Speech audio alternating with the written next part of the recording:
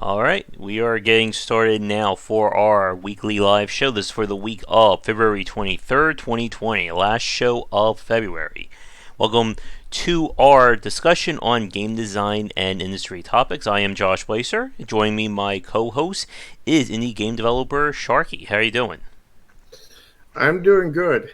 I wish I was doing better, but we always do. Yeah. At least I hope. Didn't get much sleep last night. My allergies are at the point where they're keeping me up, so hopefully I'll get a good night's sleep tonight.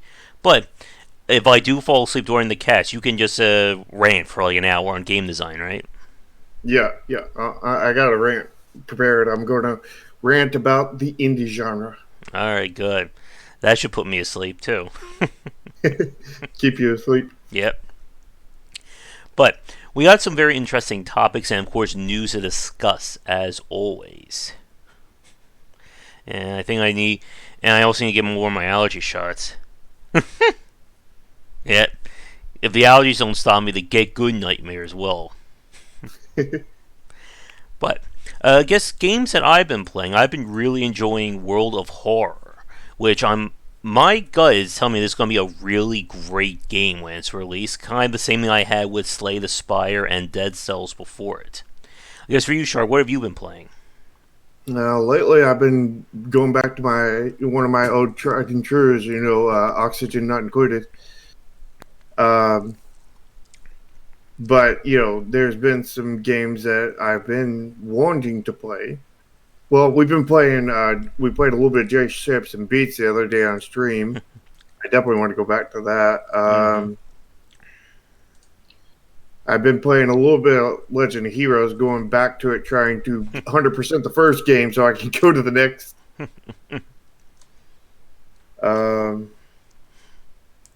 I've been playing a good bit of Legends of Keepers too. I got the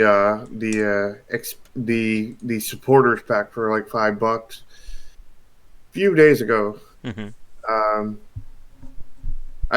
It didn't add too much, but to be honest, there was already a lot there, and what it did add was pretty meaningful. I think. Yeah. And I know you're very excited about that one, and yeah, I think for me, my problem is I have so many games. I have like early access and things to look at that. It's hard for me to focus on a game that I know isn't done yet. And I know with World of Horror, I'm kind of reaching that point where I need to, put it aside and just, let it simmer and see how it turns out. Yeah, I feel you on that one because like I have so many games too. Not as many, nowhere near as many as you do, but I have a healthy bit, or maybe an unhealthy bit kind of thing, and you got an extremely unhealthy kind of thing. It's not safely extreme with me. No, it's just extreme. Yeah, but I don't give much time to game, although I have lately because I've been trying to take a break, take time off, try to gather my bearings, try to recover from my situation and everything. But usually I don't get much of a break, especially, up till that point, I'd been working like pretty much nonstop for like 3 weeks. And, I was wanting to break. I didn't want to be forced into break this way, but like, I definitely wanted to break, but like everything just kept on coming. And then finally, right when I got to the, kind of end of it, this happened. But like when I play my games, I've got a whole bunch of new ones that I've never even played. I've got a whole bunch of old ones that I want to return to. But something about a certain few games really like brings me back. It's like, oh, I remember my last experience with that. That was really good. I want to go back and play more of that kind of thing. And also another thing is I really want to complete any game that is good kind of thing. Like I'm used to back in the Nintendo days when I would beat every game in the weekend that I rented them, and then I would never rent them again kind of thing.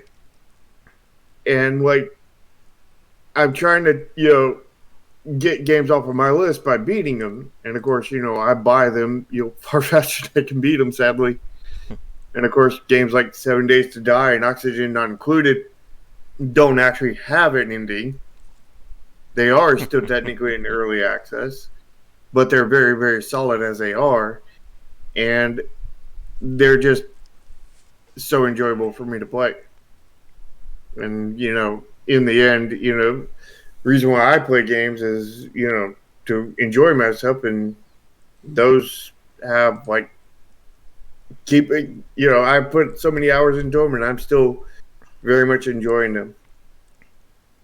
Hmm. Yeah, and like we said, there's just so many great games coming out. It's getting harder and harder to find that time to play them. Also getting so busy and busy that it's Hmm. getting harder to find time to do anything. Hmm. I finally sat down and edited the whole roguelike presentation from last month, and then I think this week I'm going to be doing another presentation. Yeah, I heard you edited out the best 30 minutes of it. Hmm. Hmm. Well, that just gives more reason for people to donate to the Patreon then and get all the uncut goodness. The uncut sharkiness. Hmm. And I think with something like early access, like we've seen so many like interesting concepts come through it. And if you remember on Friday night, we took our little detour and looking at what is going on with that Dungeon Defenders game. The third one? Yeah, and the I, Kickstarter for that. I didn't think we had actually played that one. No, but we talked about it. We did like the whole little Oh, right, Kickstarter right, lookup. right. You had me confused there. I was like, how'd you get a key for that? I didn't see that part. Yeah, yeah. Dungeon Defenders 3. That's got so many red flags behind it. The Hmm. the fact that it's now $40 is a huge red flag. That it went from free to so it went from whatever it was originally, like 10, 15, $20, something like that, with a good community, Hmm. to free to play with the second one, where they completely, where the community just went completely toxic and bad, to selling it off to another developer, and the other developer is developing it for $40. Like there's so many red flags there that it's Hmm. great. So, other than the news about Nvidia's streaming platform, anything else this week that caught your eye in terms of the game industry? Uh, I mean, more stuff about Blizzard and Activision, but that's par for the course at this point, and Bethesda for that moment, and both of them are actually tied into the whole thing on the on Nvidia's streaming platform, because Hmm. they both abandoned it, even though, as far as I know, it didn't do anything, because on Nvidia's platform it doesn't actually sell you games. All it does is sell you a service to connect to your Steam account and play your games from Steam or Epic or whatever. So like they're just walking out consumers' ability to play their games that they've already bought through a streaming service. Mm. Yeah. And I think that I'm trying to see if there's anything else new going on. Apparently, Take Two is switching studios to finish Kerbal Space Program 2. So, no idea what's going on there. Yeah. And I'm sure we'll be talking more about that one. And especially. Your mic just died. Oh, test, test. There you go. Alright. Yeah. So, we'll be seeing more about Factorio in the coming months, I think. You mean Kerbal? at both Kerbal and Factorio, Right. because So what happened to Factorio? it should be coming out 1.0 by the end of the year, at least according Oh, to news pieces. right. But that has nothing to do with Take Two. Yeah. Okay, good. You worried me for a second there. But I think with that, let's get to our first major topic then. And that is, of course, talking about the whole Netflix model for games and whether or not this is ultimately a good or a bad thing. Now, for people who don't know what we're discussing, when we take a look at obviously the traditional way of buying a game, you give a developer or you give a store money. Hey, Dave. You get your copy of the game, it's yours to keep, everybody's happy. But over the past decade, we've seen this with the rise of PlayStation Now, Xbox Games Pass. I think Nintendo Plus is doing something special, or whatever Nintendo's thing is. The Jump platform, and now we're seeing this more with stuff like the Nvidia or GeForce's version. Of course, Google Stadia, that I'm sure everybody here loves, and the idea, of course, is that instead of you buying games directly, or I'm sorry, and the Apple Arcade that just came out, I think a month or two ago, but the idea is that you subscribe to a service, excuse me, and you get all the games that are available at that time to play at your leisure. When the games swap out, as long as you have a subscription, you'll get to play those games. And this has again been called the quote unquote Netflix model, that kind of subscription service. And there have been people, shouting that it's going to be the future of games, just as there's people saying it's going to be doom and gloom. For me, I'm not a huge fan of this model. I guess, what do you think, Shark? Well, it all depends on how they do it, kind of thing. How they do it can either go one or two ways. It can either be very consumer friendly and very anti developer. It can be very anti consumer and very anti developer. It can be very anti consumer and pro developer. And maybe, and technically, there's a way that it can be, I wouldn't say pro consumer, pro anything. It would just be more like neutral kind of thing. Mm-hmm. And maybe there's a pro and pro somewhere out there, but I have yet to see it, kind of thing. And the way we go with why I'm saying it that way is the pro consumer is where consumers get a ton of games for basically no money, essentially. But that's at the same time anti-developer because developers need their money. Yeah. If they're going to continue playing the game or making games. So, which in the end would be actually anti-consumer at the same time because you're killing indie studios. You're killing all these game studios of games and whatnot because they're not getting funded, which is bad for the consumer. Yeah. So, and that's been like the first big point that from a developer standpoint, it's very hard to understand how do you make money being on these platforms. It's almost akin to the whole idea of people had that we're just going to use Humble Bundle and bundling as our sole means of selling our game. And no, it doesn't work like that. Yes, you're going to sell 20, 30,000 copies, but at what? Like 5 cents a copy or something like that. mm-hmm. And for the streaming platforms, this has always been that tough sale. Why should I give somebody else why should somebody else get the money for my game and I get maybe, a quarter or a 16th of that sale? Yeah, I mean, the way a lot of these models work is you pay, they grab your $15, $20, whatever price game you have, and they put it on there, and then they'll pay you X amount of cents for every person who played X amount of hours. So for every hour spent on your game, you may get 1 cent, 2 cents, 3 cents, whatever it is. Maybe it's $1 or something.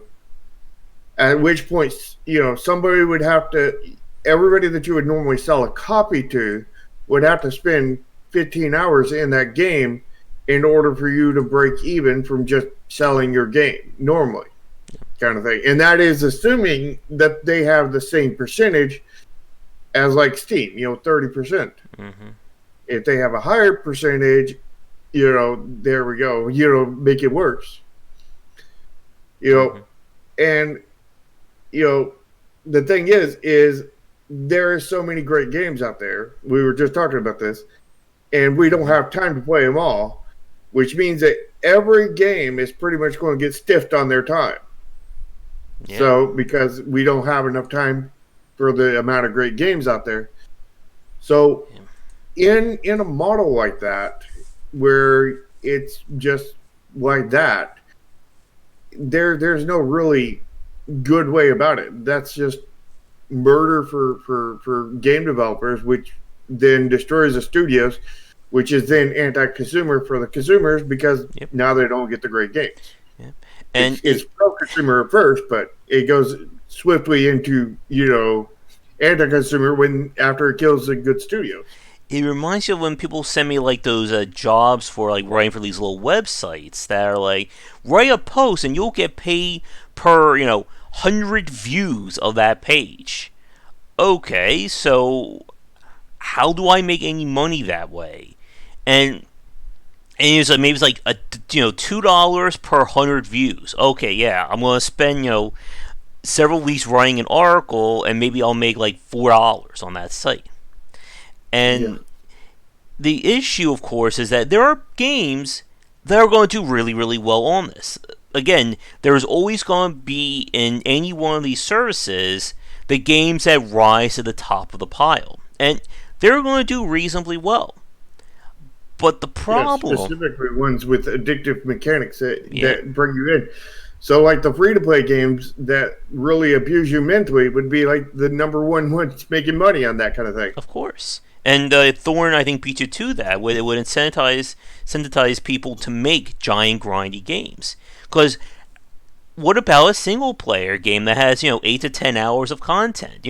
Somebody plays through it, finishes it, they're never going to touch it again. That game is left on the service. It's making $0 for them. Yeah, if it's $1 an hour, they get $8 to $10 from that, where they would have normally sold the game for $15, $20, $25 or whatever they would have sold it for. Yeah.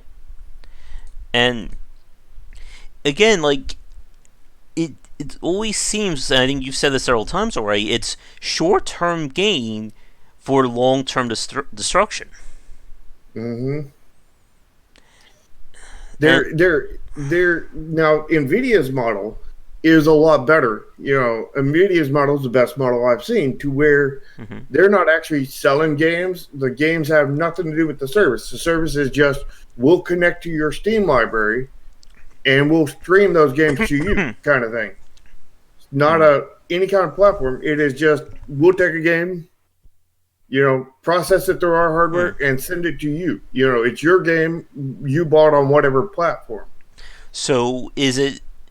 So it's kind of like I can buy the game, and then instead of needing to worry about a computer that's needed to run it, I basically let Nvidia do that all for me.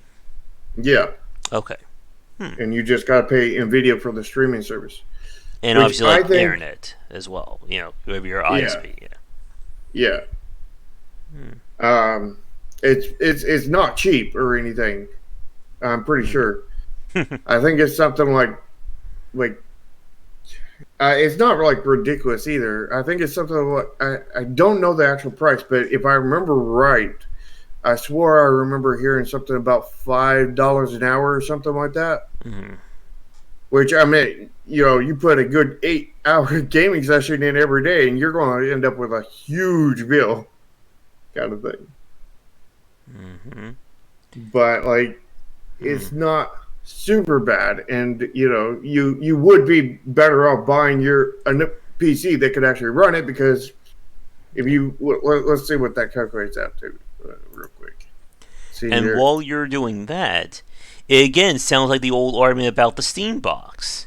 Why should someone spend money to get a less than adequate PC when they can spend a little bit more money and get a pretty decent PC.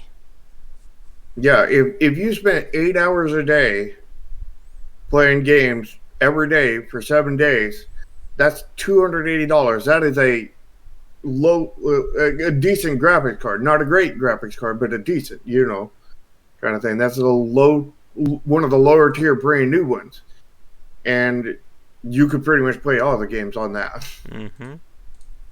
Yep. So it is, if that price is right, it is pretty dang expensive and not really worth it. But that's like the best model we've seen so far. Mm-hmm.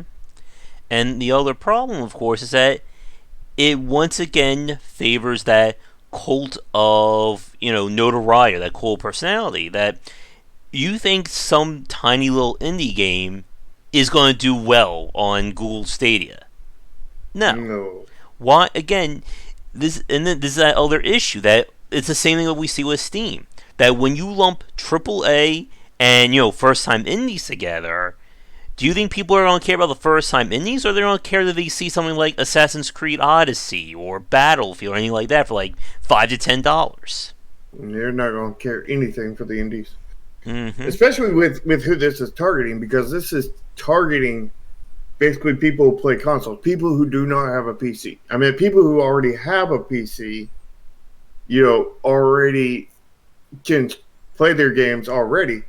The only reason why they would ever need this service is if like they're going out of town and they want to stream their games for a weekend to their phone or to a laptop or something like that while they're out. But like at the same time, they're going to have killer internet somehow while they're out and about, and I doubt a hotel is going to have killer internet. So, Mm-hmm. you know, it kind of goes back to like, if you want to do that, you're going to have to just get a gaming PC kind of thing, a gaming laptop rather. Yeah. But like, so like that doesn't even really work there, even at that kind of thing. Like, so like it's really targeting specifically like people who are on consoles right now.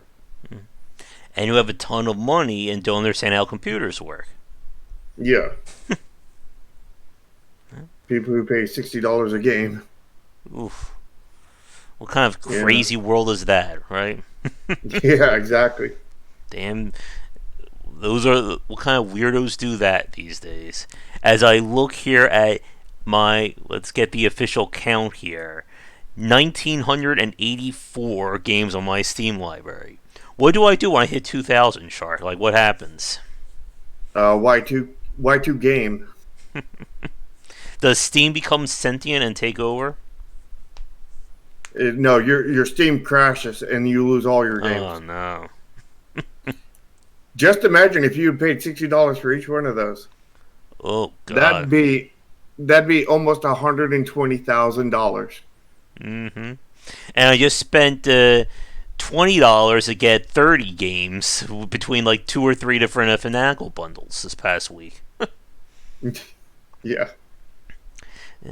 And again, like, I think going back to what you said earlier, that it's very hard to support these developers. Like, even when you buy games on Steam, again, as we said, Steam takes 30% for every sale.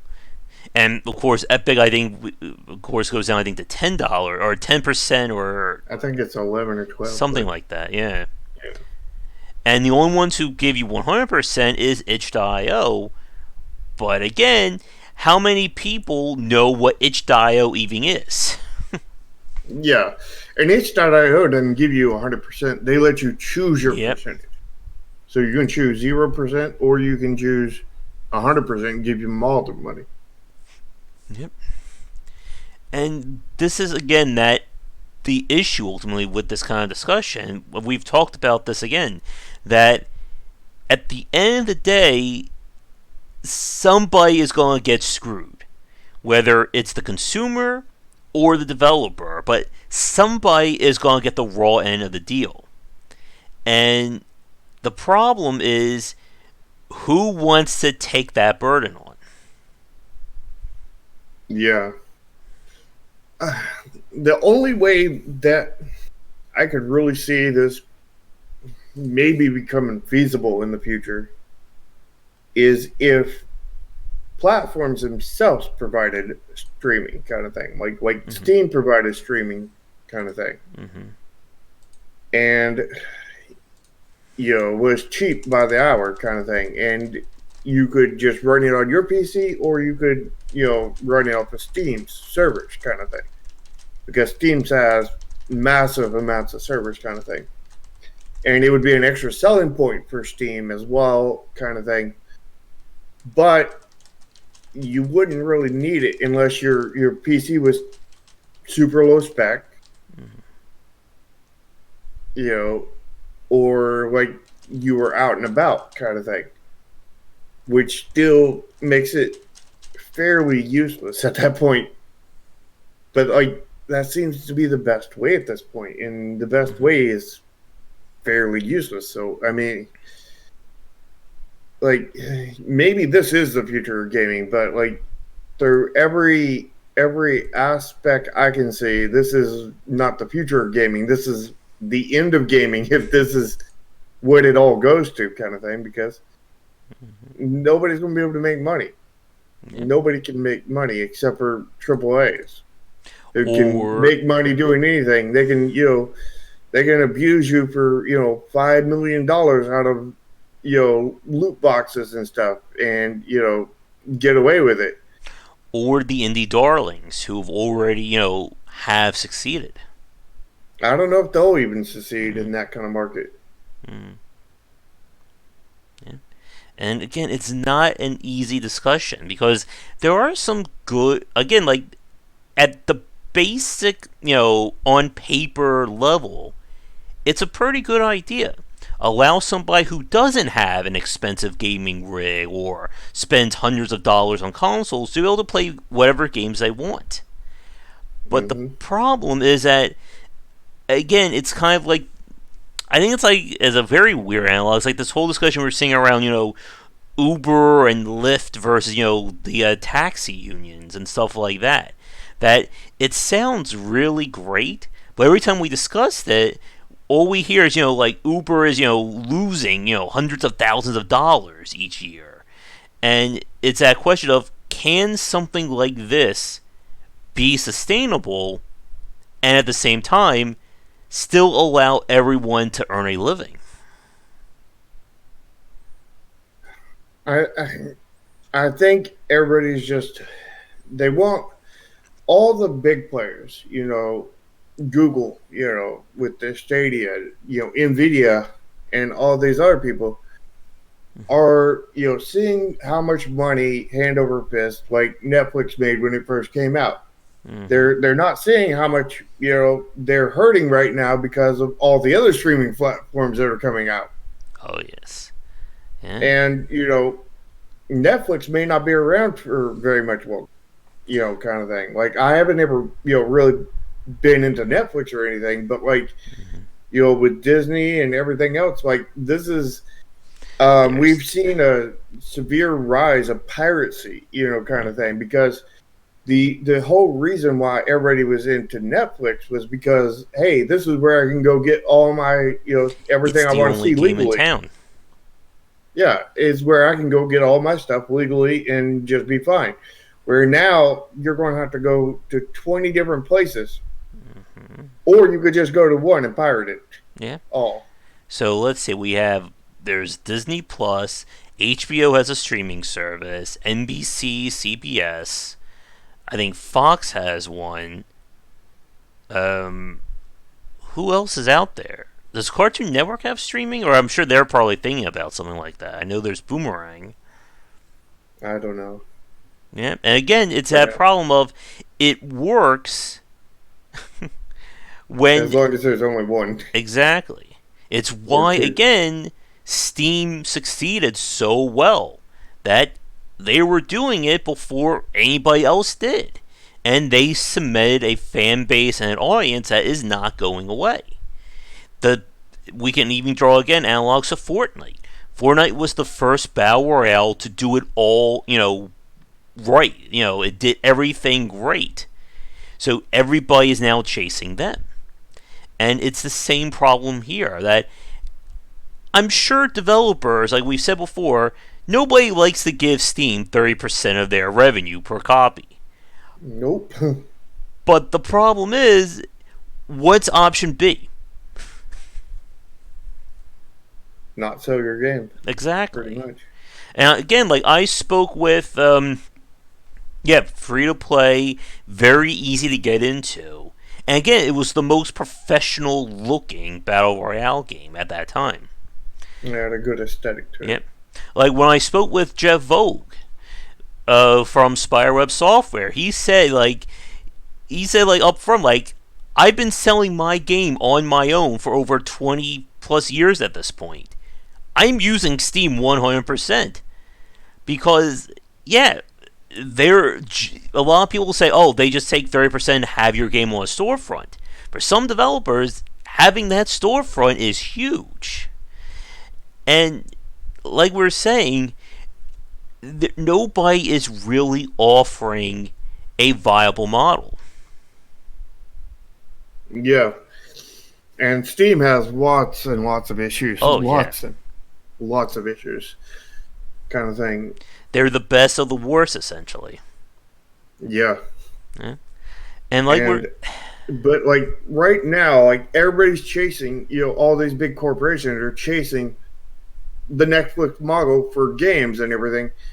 And as they're chasing it, we see that Netflix isn't failing yet, but they are certainly going that way because like all these other people are coming in and they're going to divide the audience, and then once they divide it, nobody's going to be able to sustain themselves. yeah, and then it just kills Meaning everybody. that the only ones that will stay alive is the ones that will take a loss, which I'm sure Disney can take a loss for a very, very long time, kind of thing. Yeah. Which maybe that's their game, I mean, it worked with Sony. Remember, they were selling their consoles at a loss just to get that market share. Yeah. And, I really, really hope Disney does not win it. Mm-hmm. But, like they could potentially. But, like, the thing is at the same time, they might all lose and just 100% go to piracy. Mm-hmm. Or enough goes to piracy that and everybody else is split between them that there is no money for any of them, and then they fold one after another, and as they fold, most of those people go to piracy. Yep. I think. Mm-hmm. And and again, like the reason why we haven't seen that issue with Steam is that once again, Steam cemented itself as the only game in town, and everybody was playing catch up to them. With something like what we're seeing with like the Netflix model and things along those lines, Netflix as a service doesn't do anything special. It's a portal to watch shows and movies that you like. Anyone with a platform can do that. There's no unique aspect to Netflix in the same way that Valve capitalized with Steam. Again, as we've said before, one of the reasons I should say why Steam is still considered the best is that you're not just getting Steam. You're getting, online connections, you're getting matchmaking, friends lists, all the sales, all those additional features that add value. What was that? Forums. Yep. Review systems. Oh, yeah. And to some people, that doesn't sound like it's worth anything. To other people, 30% seems like a low ball, for that amount of value. Mm-hmm. And I mean, Epic is struggling to get a shopping cart. Yeah. I think they finally allowed reviews at some point. Or they allow certain reviews. No, actually, it's optional for the developer to sign up for reviews. Is what it is, which is stupid because the ones that are corrupt aren't going to sign up for it. So like, it's like oh, hey, all the honest people have reviews scores, kind of thing. All the dishonest people, they ain't got review scores. And to board fans' point, that is true, but they're not trying because they don't want to invest in outdoing Steam.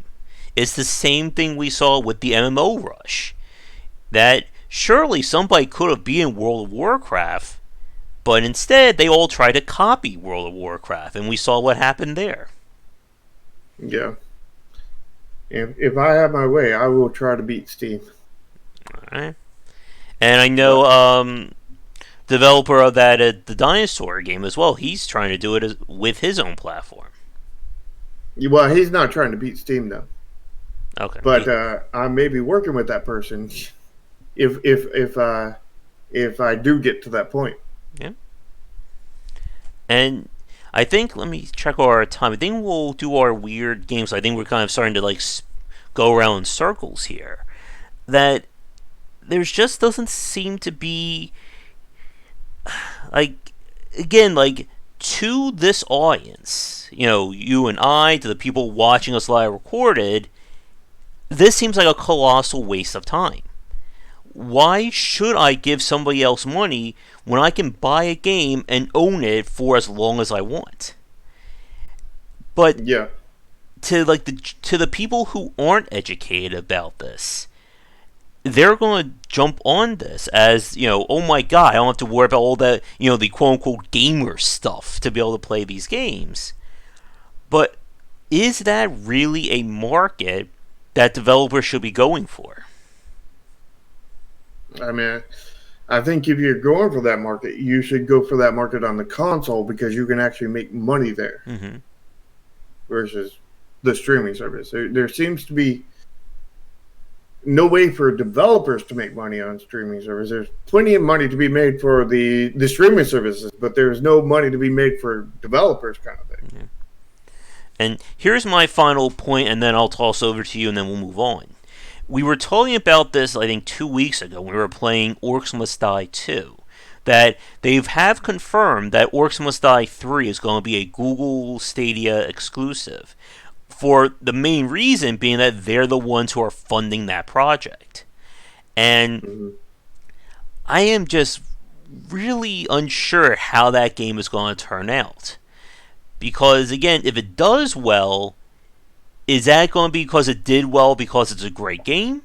Or did it do well because it's the only game on Stadia? I think it's going to fail horribly because, and then get ported to another platform where it does well. Because even if they get everybody on Stadia to actually buy that game kind of thing, they're not going to have very high sales because there's not very many people who have Stadia. Because right now to have Stadia, you have to have the subscription thing to Stadia. You've got to have like their Pixel 4 phone. You've got to have their whatever little console thing on the back of the TV that they say that you don't have to have, but you basically do have to have it. Mm-hmm. And you'll have to have various other pieces of hardware, and you'll have to have all this stuff. And at this point, nobody's buying it except for people who just do not know better.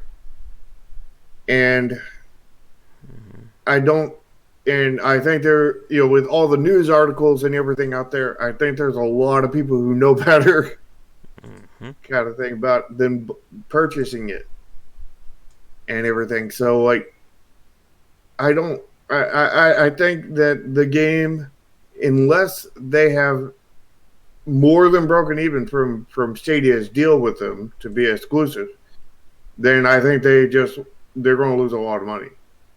But I'm guessing Stadia gave them more than enough to break even. Just enough like profit. the Epic Games deals. Yeah. So, assuming that the studio will succeed and everything. Mm-hmm. But is there a clause in the contract that says after a certain amount of time they're no longer exclusive kind of thing? Is there something like that to where we can eventually you know, the people who haven't bought into the bullishness actually play this good game. Hmm. Well, potentially good game. Yeah. That's the real question. Hmm. Will we ever get to see the game? Yeah. And again, like this is I think another issue a lot of people have about games being platform and console exclusive. That it only hurts these games' success because the fewer people who can play a game means the fewer or the less potential of an audience. And we Hmm. talked about this with kind of the Japanese game industry moving more towards PC. I mean, the fact we're getting some of the Yakuza games on PC is just, mind-boggling right now. And I'm waiting for, like, if we ever get, like, the Persona games. Like, if we see Shin Megami Tensei on Steam, that's just going to be, like, a shocking day for me. Yeah, it everything seems to be moving closer to PC. Mm-hmm. But certain people are trying to take it from the PC and move it to streaming. And streaming is just a big dead end as far as I can see. Like there may be a way out there. You know, Nvidia's way isn't horrible, but it's expensive and not worth it. Mm-hmm. Kind of thing. Like even if it's just $5 an hour. Yeah. I even if it was just $1 an hour, I think it'd be an incredibly bad deal, but it would be something. But they probably couldn't afford that because it probably takes a lot more than that to actually do it. Kind of. It probably cost them $1.50 an hour just to run the streaming thing. Mm-hmm. So unless the streaming platforms get their cost way down, internet insta in internet insta dang it internet over across the world gets way more powerful without having to charge or upgrade, to insane amount of prices. There's no way, for this to be feasible in any kind of way because they have to get their costs down. You know, internet across the world has to get up to spec. Yeah. Which I mean, where I used to live, I had I think it was five choices between internet providers, which is a lot more than what they have where I live at now, where you have two. Mm-hmm. But at the same time, where I live at now is, between. Well, actually, I technically have three. There's two cable companies, one run through the utility company, and a AT&T with their DSL. Where I used to live out, you had one really horrible cable company, the worst I've ever seen. You had AT&T with their DSL, and you had three different services that had dial-up internet, 56K. And keep in mind that is only like a if you're just talking about freeway to freeway, not like exiting in the city and entering the city. If you're just talking about freeway to freeway, that is less than 10 miles away. Mm-hmm. Oh yeah. And it's like a whole different, it's like a third world country kind of thing. From, 10 miles away from a city kind of thing. It's barely a city, but it's been a city for, I think, like 10 years now or something like that, officially. Mm-hmm. So, like, it's still a small city, but, like, this is 10 miles away. You can barely get cable kind of thing. Like you can't get Comcast, you can't get Charter. Not that you'd want either one of those, but, like, you pretty much have no choice in the U.S. except for when you're in the middle of nowhere where those aren't even an option, Yep. which would be favorable kind of thing. And until the infrastructure, there's the word that I've tried to say many Mm-hmm. times, until the infrastructure of the U.S. and like the rest of the world gets better, internet wise, there's no making this feasible. Yeah. And this is the same conversation we had about 8 years ago, 8 or 9 years ago, when Microsoft wanted to have a digital only console with the Xbox. I think that was the Xbox Mhm. One at the time. And yeah, it's improved, but it's still not perfect for everyone involved. And I think until we can get away, it seems like we need to first get digital only consoles or get like the whole digital infrastructure to that point before we can really talk about streaming as a viable option. Yeah, and we ain't getting there until the infrastructure of the internet just gets an overhaul. Yeah. Like most of the United States. I don't know about other countries, but most of the United States, if you don't live in a big city, you ain't got nothing for internet kind of thing. You are lucky to get DSL kind of thing. Lucky because otherwise you're going to be stuck with 56K. And you can't do nothing on 56K. You can't even download the image. It takes like 5 minutes to download a pixelated JPEG kind of thing. Mm-hmm. You know, like there's no way you can stream a movie, more or less a game, video game with that. There's our new challenge. We'll do a dial-up stream. I know we'll do a dial-up stream of Chromasia. That'll really be a turn-based stream. 20 Yeah, minutes a turn, basically. yeah, exactly. All right, but I think with that, let's get to our weird game segment, and then we will talk a little bit about teachable UIs. Let me get this up here. There we go. So, what do we have coming out in the next week or so? With streaming Chromasia on 56K, would that be safely extreme? I think we'll let the audience decide that one. We have Bioma. There's that What's that name? Exorcist game. Smart Moves. Puzzle and turn based roguelike mechanics. Hmm. The game has original game art style. That doesn't sound right. I don't think it is right. You get a new playing experience where game mechanics are of maximum importance. Mm. Nope, and it's an indie game. Uh-oh. That means it's good, right? Mm-hmm. 2.0 Hospital is coming to all the consoles. That's good. There's that Mr. Nova. Relo? What about that Paradise Island update? Mm-hmm. What the hell? Fast-paced FPS set in procedurally generated arenas. Hmm. Those are Well, that some. is kind of what you were talking about the other day. Yeah. We can get camo, and there's no in-app purchase. Mm. Mm. Those graphics, though, a little hard on the eyes.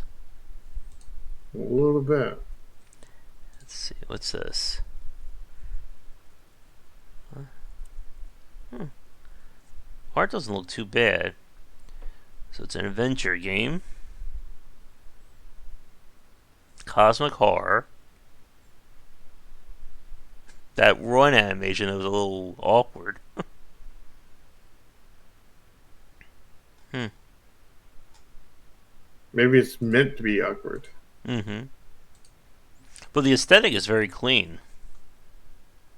Yeah. Mm-hmm. Well, we got one so far. What is this? Hmm. Hand-drawn adventure. I don't know what that image is supposed to be of. Maybe some weird fingers.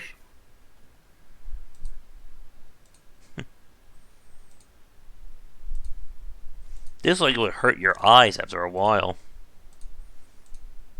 Probably. Looks like a pen and ink drawing. Mm-hmm. It could be. What is that? A synthetic blood mind shift. I think we put this one. Oh yeah, this one was last week. Action platformer with different endings.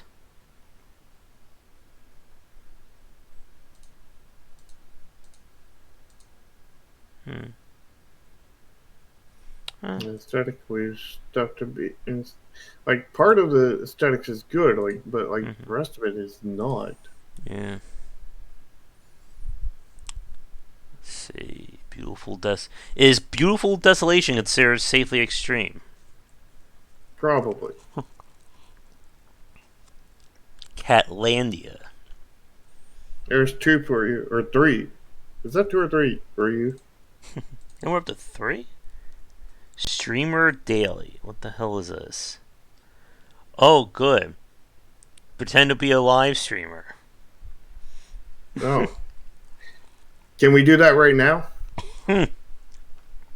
Ouch. Oh, I can participate in tournaments. That'd be safely extreme, wouldn't it? Mm-hmm. If What if we fail at the game while doing a live stream? well, what if we succeed at the game but fail at the stream? Yeah, only like 3 people are watching. Yeah. Let's see. La Historia D. One finger death punch too. Hmm. Let's see.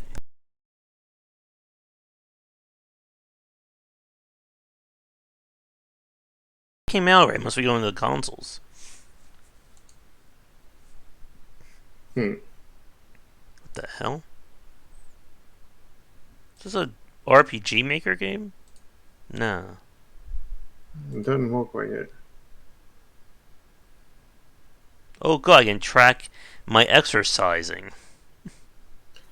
They definitely lacked on the visual appeal, like in a lot of it. But like, I mean, it could technically be RPG Maker, but probably not. That looks like Hmm. something custom because it looks like they were kind of going for an Earthbound kind of Hmm. UI kind of thing. Alien Cat.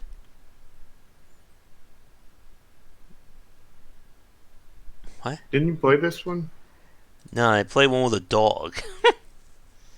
I thought it was a cat. Hard to tell. It was very pixelated.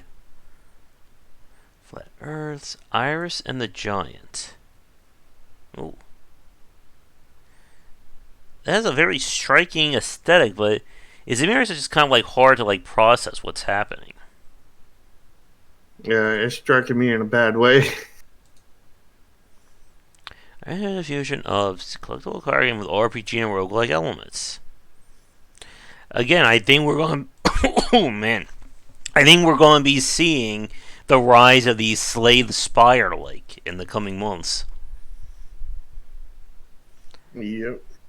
Tactical battles, touching adventure, progressive That difficulty and curve. tons of cyberpunk stuff. Hmm. And it's published by Goblin Studios again. Oh, that's a Goblin Studio? Mm-hmm. Huh. Published but not developed. Hmm. Well, let's give it a go.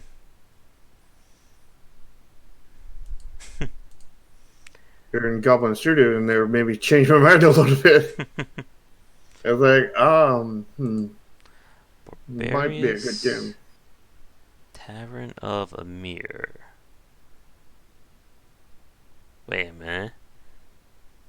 Oh, that is very busy looking. Looks like a mobile casual game. Yeah, it does have very much a mole kind of And this looks outfit. very premium currency right here. Yeah, One yeah. Punch Man game, Snailians, Box. Is this a Getting Over It clone? Yep, it's a Getting Over It. No, no. I'll expect that to ravage YouTube for a while. Mm-hmm. Ugh. Let's see. We'll do two more pages and then we'll move on. King of I can't Vikings. wait for everybody to not shut up about that. Mm-hmm. Book of Yog. Oh, From game Retrowave. developers. Check out Retrowave. Got a very much cyberpunk kind of aesthetic look into it. Oh, it's one of the most in-depth idle RPGs ever. And was made by game developers.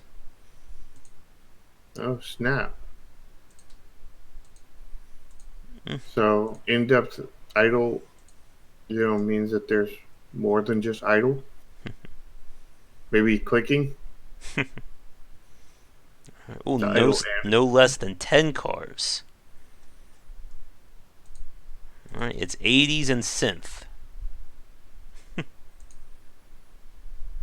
doesn't look horrible. Yeah, we're not clicking on that one right there. I dare you to click on that one. Where's Draken? Draken, are you here? We need you. Get him to click on that. Dworos? What? What is Explore. that, dwarf arrows? They're arrows, but they look like dwarfs. Oh, I guess the duck is interested in us, but it doesn't trust us. Oh, Lord. Okay. Wait a minute. Is this that game we played? Yes. This was that game that was like the free game that was then transformed into that he decided to turn into an actual game release. Yeah. Looks like you got a good suggestion there in chat. Hmm. Oh, yeah. That should last fast on YouTube, right? Yep. Chuck Morris. Meowrus. What the? Oh, it's a rogue. I think someone's been watching our streams.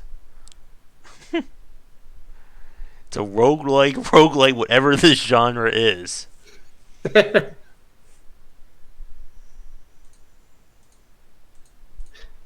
They needed to include what is a rogue after Mm-hmm. that. And it's developed by Why Not. Because why not? Mm-hmm. Oh, Bucket Knight. Yeah, that sounds like a Shovel Knight Mm-hmm. alone kind of thing. He uses a gun. How does that make sense? He's supposed to use a bucket, not a gun. Yeah. That would be Gun Knight, not Bucket Knight. Somebody's already probably developing a Gun Knight. Weed Farmer Simulator. Journey to Planet Earth. My question is what farmer grows weeds? I mean, isn't that an anti-farmer? Isn't that somebody who doesn't farm and they just let weeds grow? I mean, Let's see. I think I asked you something about this one. Is this a? I was not expecting that from that title.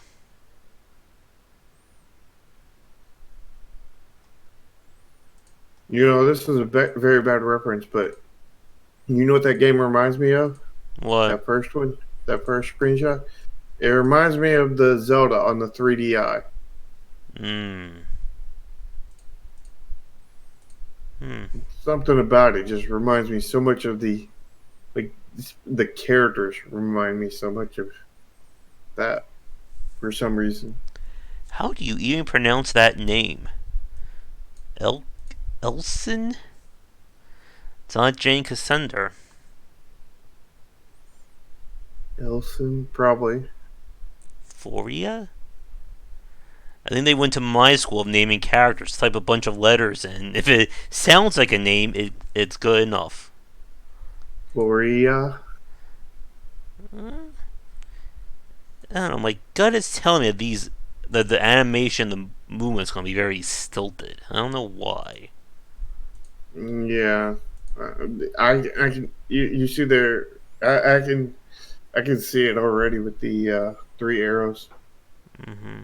If you mean us talking about Safeway Stream or Netflix models of games, then yes, you did miss the best part for it.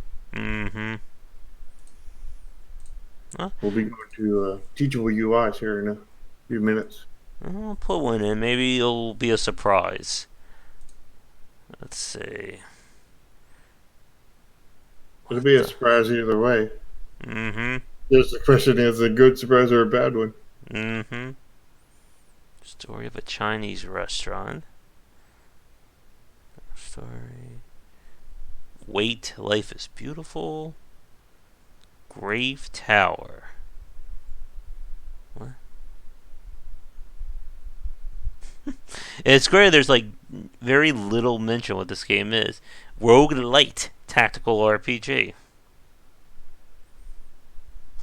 Mm. What is a rogue tactical RPG? Alright. What is this name? That's a Tag good name for Tactics? a game. Sounds like the best game. You should click on it. Mm-hmm. Hippo Boar Rancher. That's What? is it hippo or a boar? Or Don't is it know. both? It's a hippo slash boar. It's safely extreme. Let's see.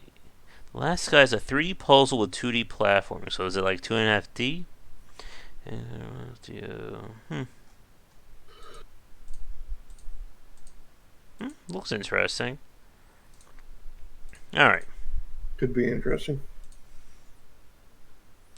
So with that, let's get to our final topic. I think this will either be a very quick one or a very long one. We'll see where it goes. But we are talking about using UI or having the UI be a good example of teaching the player how it all works. And this is a very hard concept for a lot of people. There we go. We should Very. have some motorcycle helmets like that. But when it comes to teachable UIs, what makes this very hard is that it really gets in the idea of user experience and user interface. And a lot of developers, especially first time ones, don't really think about this. Yeah, they don't. And in matter of fact, some of the more advanced pros don't even think about this kind of thing. But you get into a game and you don't want to handheld a game kind of thing. Mm-hmm. But you also don't want a game that you have no idea what you're doing. Mm-hmm. And a good teachable UI design is a key part in that because I mean when we think about the tactical RPG genre, you think about you get into combat, most people are overwhelmed because you have attack button and then that and then you have the move button, you have the magic attack and the mini sub menu underneath that. You've got the defend button, you've got the item button, and you've got to use everything in the right order kind of thing, or else you just messed up. And you got the big giant sub menu underneath the items Mm-hmm. kind of thing. Like that is a pretty confusing UI kind of scheme. And that's here we go for the word of the day. Mm-hmm. That's what we tried to correct in Chromasia by combining move and attack under the same button kind of thing. Not only did we combine move and attack, but we also combined magic there Mm-hmm.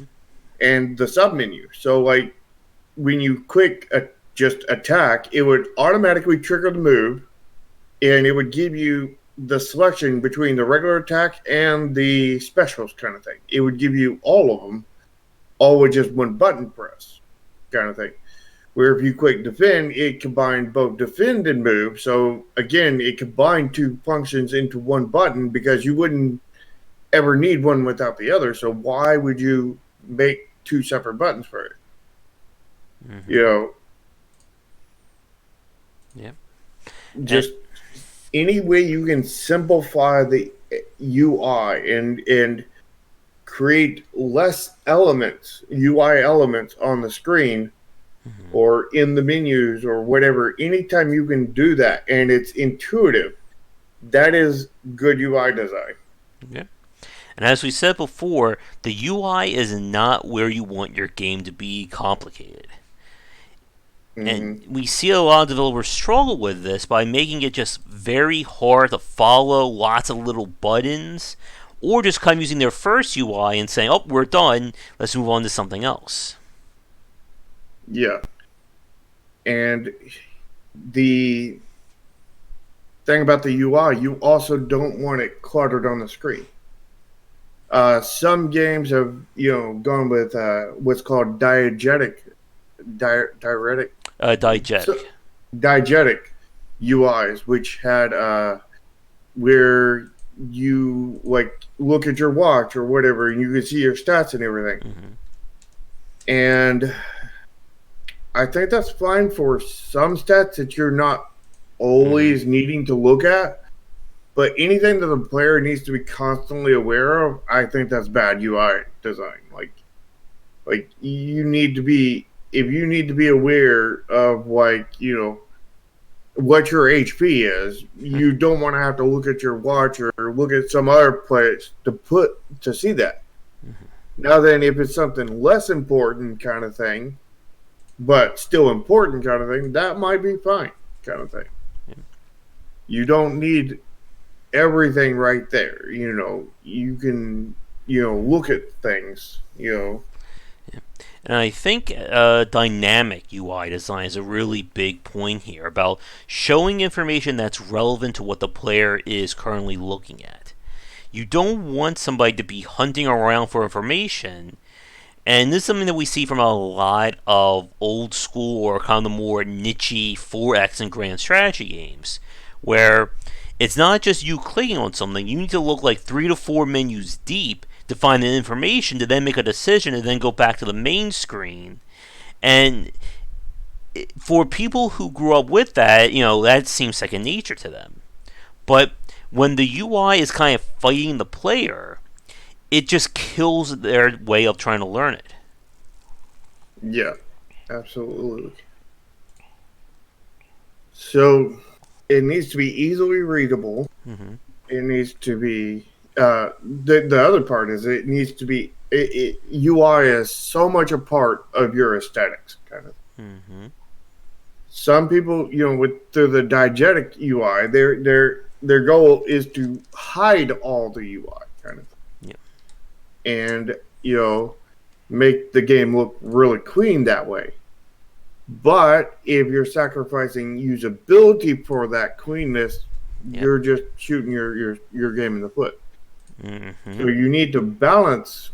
If you're going with that, you need to balance the cleanness with the usability and make sure that, I would say, usability comes first, cleanness comes second. Because, and I mean, like when you're going to take your screenshot of your game or whatever, just turn the UI off. You know what I mean? Put a little button in there that, just for the developers, that you can turn the UI off kind of thing. Take a screenshot and turn it back on. Don't just get rid of all your UI because you want a pretty screenshot. You know what I mean? You can just turn it off temporarily, take a screenshot, and then turn it back on.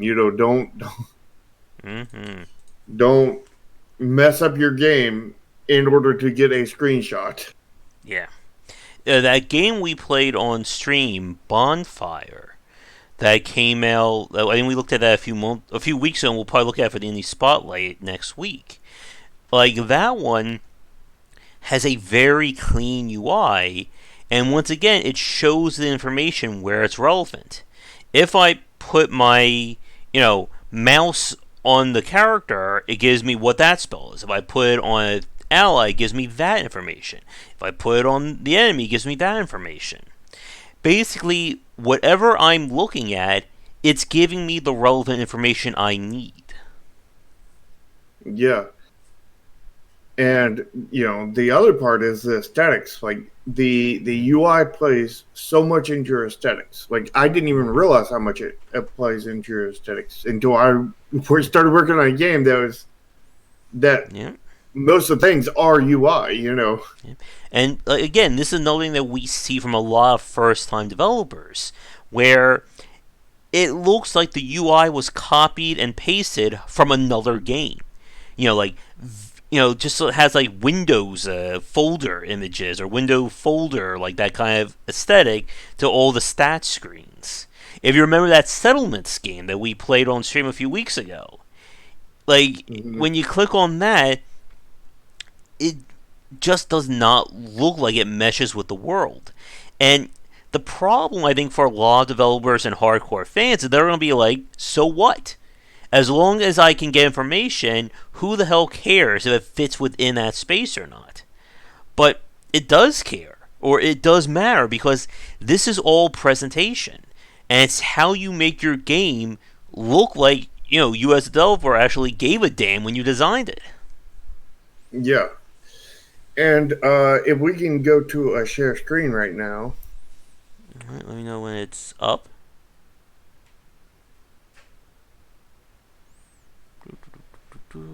And while you're getting that up, to Foreign's There we point, go.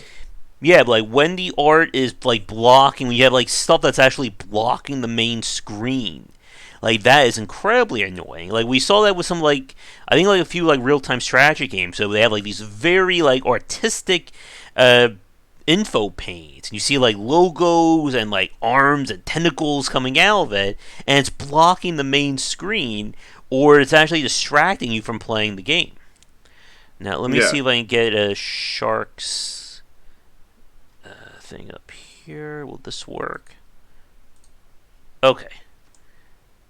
It worked to some extent.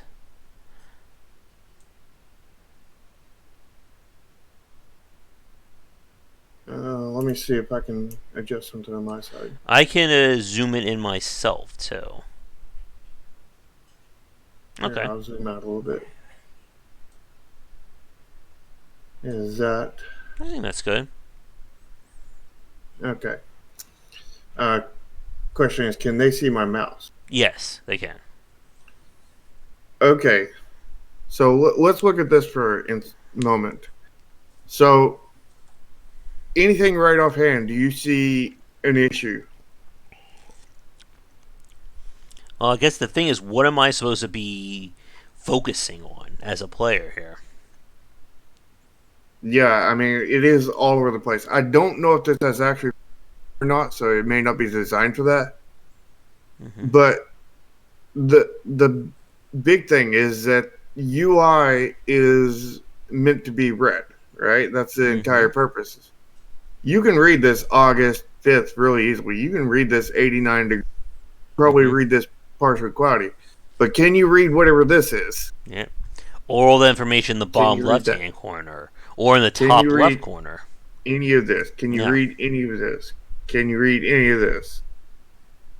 And the you have to have a large enough text font Mm-hmm. that will be readable. And you know technically the bigger the better, but there is the point where and limitations like Mm-hmm. you have things you got to fit it into, and you can't make those too big or else you're going to over Mm-hmm. go into other things and cover up the entire screen with UI. Yep. So you and you do this through like manipulation of how much UI kind of goes in here and sub menus and stuff like that. But this in general is visually pleasing. It's just not readable kind of thing. And a UI that's not readable is a huge failure in my opinion. Yep. If you can't understand what you're looking at on screen, then your Mm-hmm. UI has failed. It's just that Yeah, simple, and that has been a failure of many 4X and grand strategy games. yeah. And I mean, they have these bits of decorations, which is good, but it's probably too decorated and taking over too much of your screen, kind of thing. Again, Now if this only popped up when you hit the escape button or whatever and popped up the menu, that would be fine. But if this is like up while you're legitimately playing and mm-hmm. everything, this is way too much. And again, as a player, what should I be focusing on right now? Is information on the left more important? Is information on the right? Is all that just completely nonsensical? I should be just focusing on the background? Who knows? Yeah, yeah, and that's another point is like you don't want the UI really so much divided. I mean, it's all right to divide it to some point, but don't divide it too much. Don't put something down here in this corner, something up here in this corner, something over here in this corner, something over here, something over here. I remember there was a game that we played like a few years ago. It was like a turn-based or tactical strategy where you play as the bad guys. And what they Mm-hmm. did was they had the UI separating the four different quadrants on screen, and it's just like kind of just like floating out in the ether. Like it's not connected to anything. It's just like we're just gonna copy and paste this element, put it right here. We're gonna copy and paste this element, put it right there. And Yeah, like, and this is one of those things again. Like it sounds good on paper, having four different quadrants for your information, but it doesn't work from a presentation standpoint because as a player, I am staring at the screen. And we've talked about this before. I did a video a few years ago about kind of like your main view, like where my eye is focusing right now. For those of you watching this right now, you're probably focusing on me moving in the top left corner because I'm the most animated thing on screen right now. So what if I put some kind of super important message in the bottom right? How many people would be noticing it? I should totally like start doing that in my videos, just put like hidden messages just to trick people. yeah, But you should absolutely do that. but the point is, for a lot of developers who tend to do this, and like this is one of my big pet peeves, where here's like I'm focusing on this side of the screen, this is where all the action is, and there's like game affecting critical information like right here in the corner that you're never going to notice, and it's telling you whether or not you're going to win or lose. And it's probably in small print too. Oh yes, and then you have like some like unimportant thing up here, blinking and flashing that has nothing to do with what's going on. Exactly. And position wise, like you you want to keep what's on screen to when you're playing anyway. It's Mm-hmm. you know good in the menus to keep it all over the screen, but like when you're actually playing and everything, not in the menus and everything, it's good to keep it as centralized as possible. Like if you have a lot of UI that the players need to look at, probably like use like the entire like bottom like quarter of your screen or the entire top Yeah. quarter kind of thing, or the entire quarter here on the side kind of thing. But if you don't need that much information, cut it down. Have just a little bit right here in this corner, a little bit in this corner, a little bit in this corner. Just pick a corner, Mm-hmm. or even pick the middle kind of thing. Whatever you think would work best for your specific thing. Mm-hmm. But keep it to a minimum, but don't keep it so minimum that you just make it unusable. Yep. Usability is number one. And if it's everywhere, it's also not usable. Yep. And to Foreign's point, I agree. Like, I don't want the UI to look cool. Because if it's cool looking, 9 times out of 10 it means it's also going to be distracting from the game. And we've seen games where they'll just throw, particle effects and numbers and screen shake and everything happening all at once. And there's no way to tell what am I looking at right now. Well, I would disagree with that. Like, I think that the UI does need to look cool, but it doesn't need to look so cool and grab so much attention unless it is something important that you need to actively look at. Like if you're gonna make something blink and flash over here, make It's it show that you're like at 2 HP and you're about to it die. has to have a reason. Like you don't want your entire screen to be blinking and flashing, and it serves no purpose. Yeah. Yeah. You don't want anything to grab the player's attention that is not important. I Yeah. mean, you do want it to overall look good and everything, but again, don't sacrifice the usability of it. Yeah. It should basically be usability at the top, and then presentation like a close second. Mm-hmm.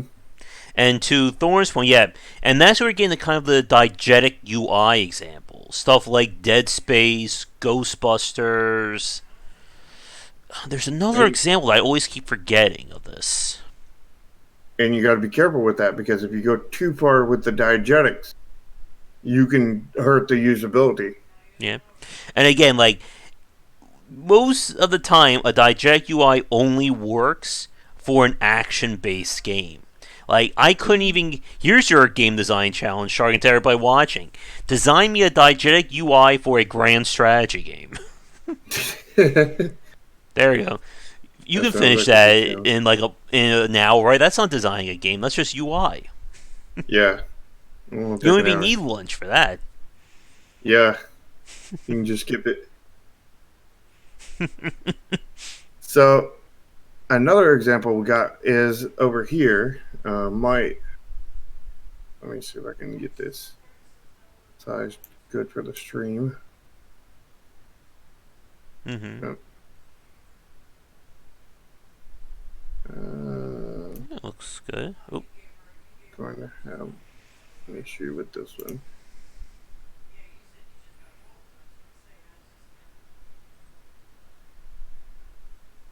yeah.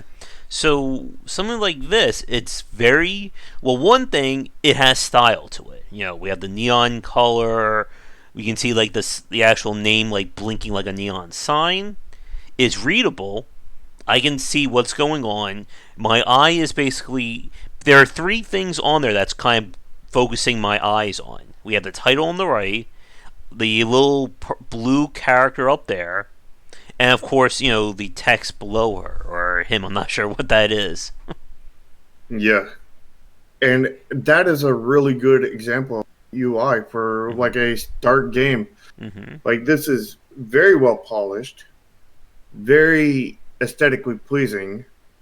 It has enough action in it that it's not boring or anything. It Mm-hmm. doesn't, bore you just to be on the title screen. You could look at this for, Mm-hmm. 5 minutes and be perfectly, content looking at it for 5 minutes kind of Yeah. thing. I could imagine a lesser example of this being like one of those very stock, you know, like just like a still screen with like some generic music playing over it. Mm, And another thing that I noticed that I think is like a very subtle touch, you can see kind of a categorization of the UI elements by the purple neon lines. Like continue a new game, have a or separate from load game and options, which are separated from credits and quit. yeah. The I guess it's the importance level kind of thing, separation. Yeah, Because everybody's going to either pretty much either want to do the new game or continue kind of thing. yeah. And what's And also then, very important is that you don't have the start game option right next to the quit game option because we've seen some developers do that. oh yeah. We've also seen developers not give away to quit their game. Oh yes. And, And I would advise not necessarily you don't need a quit button here. But you do need one inside the game. mm-hmm. Because like I do hate it when it's like quit the menu and it's like I can't just quit the game. No, you Yeah. gotta quit the menu. And then you get to the menu and then you can get out. It's like Or I you mean I quit the like the menu, but you can't quit the game, so you have to go back into the game to then quit the game. yeah. I hate it when you have to when they force you 2 steps to get out of the game. Yeah. You know, I mean, like, it's fine to have an option to just go back to the menu, but don't force a player to go back to the menu in order to quit your game, Yep. kind of thing. But this is very much a very good example of a UI and everything, and it's fairly simple if you look at it from an aesthetics point. And this Mhm. is aimed very much at you, Thorn. Here Mhm. is that they have like a single color right here for the globe, right? And Mhm. they just have outline here. They have one color up here, which they've added some lighting effects kind of thing. They If probably you're, did that in engine yeah, too. I'm sorry to interrupt, but if you're using your pointer, we're not seeing it on screen. Uh,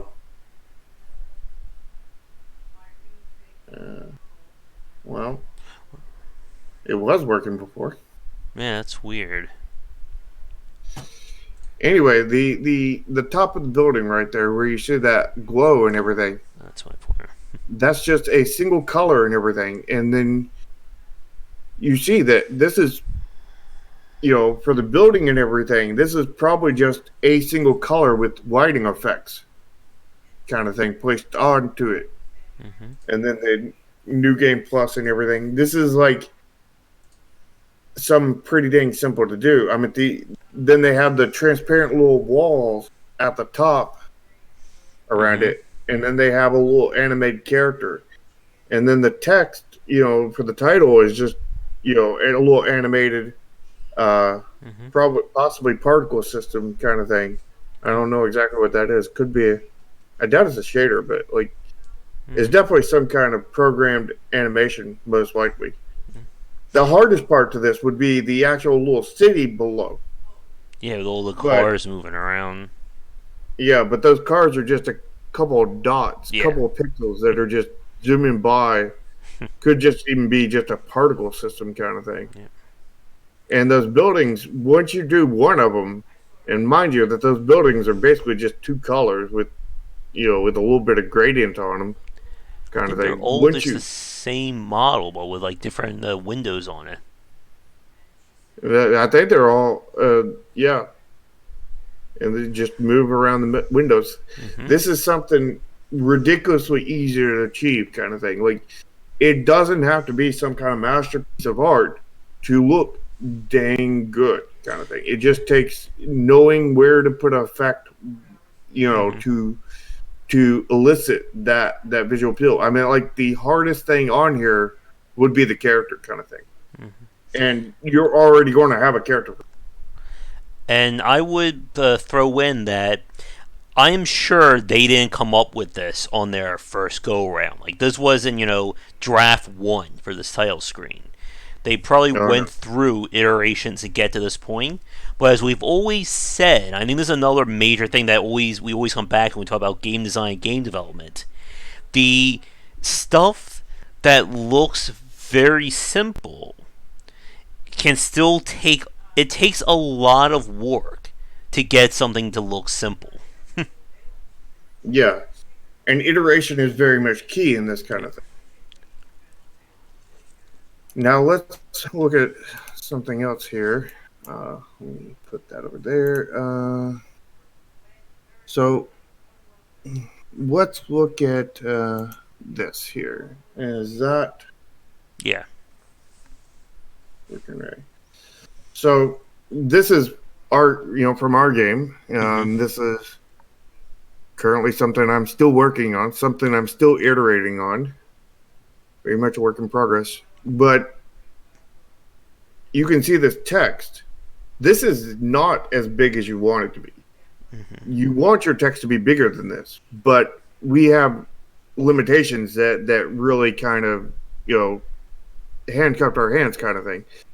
And I really want to make this text bigger, but like you just can't. Not unless you make the this section bigger, which then causes all kinds of imbalances and everything. And this is lesser important information, kind of thing. Mm-hmm. That's the reason why the lesser important information is in the smaller font. The time travel here and the TTP group and this built martial artist and everything. Mm-hmm. All that is lesser information. Like this is just flavor text. Yep. They don't need that at all. That's just something they can, have for extra flavor kind of thing. Time travel, I mean, they do need that, but they really only need that while they're building decks. And that's when they have time, they can focus on everything. Mm-hmm. They're not in the moment. Yep. So, it can be a smaller text. Same thing with the group here. Like they can, that's in deck building pretty much only, and it won't even be really applicable in the first set kind of thing. Like it'll function in the first set, but like the real function doesn't really come until you have multiple groups, which won't come until the second set kind of thing. But like this will be important in deck building, but not in when you're playing the game. Now the stuff that will matter while you're playing the game is the name. You need to identify the card. How much it costs to play, your energy cost. This is very important, very identifiable. Your four stats here, your attack/defense stats here, those are very, very key in Mm-hmm. C. Yep. And your ability to hear, your power, you need to know what that is. Your opponent needs to know what that is. Your opponent needs to know all this information so Mm-hmm. they can correctly identify the threat and everything. Yeah, and I think that's a very important point to elaborate on when we talk about teachable UIs versus UIs in general. That when we first started this topic, we said that you don't want the UI to basically play the game for the player. As in, you have a card here, you should put it right here. And then the game is just playing itself. What you Mm-hmm. want is the UI should give the player all the relevant information they need to be able to figure out what's going on and what should I be doing next. It goes back to when we talk about tutorial designs, where I say I need to know what something is, how do I do this, and why am I doing this. And that can be extended into UIs. Like as you were just saying, obviously if I'm playing against you, I need to know what the value is of that card, what the four numbers are, because I need to play something against that. And Yeah. one thing that you can also, I think I suggested this when we did the first running of it, was to be able to have like a dynamic UI that shows me if I place my card here, does it win or not? Take the information that if I need to know something to make a decision, you have to give me that information. You don't want the player to either A, have to go outside the game to figure something out, or B, have to basically, do off screen calculations in order to determine something when you can solve that via the UI. Yeah.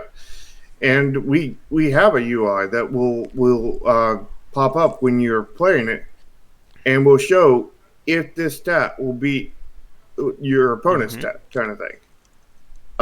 It does not take in consideration your power though, Mm-hmm. and as there's a reason behind that, and we're probably going to stick to it, but we're not 100%.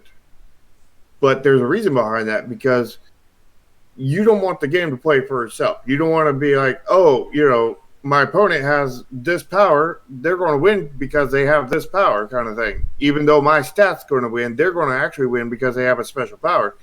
Mm-hmm. I don't think we want to, take the strategy out of it. Take, that bit of strategy out of there. You just want to do the basic calculations and show, hey, you don't have to do this math in your head. Here it is, kind of thing.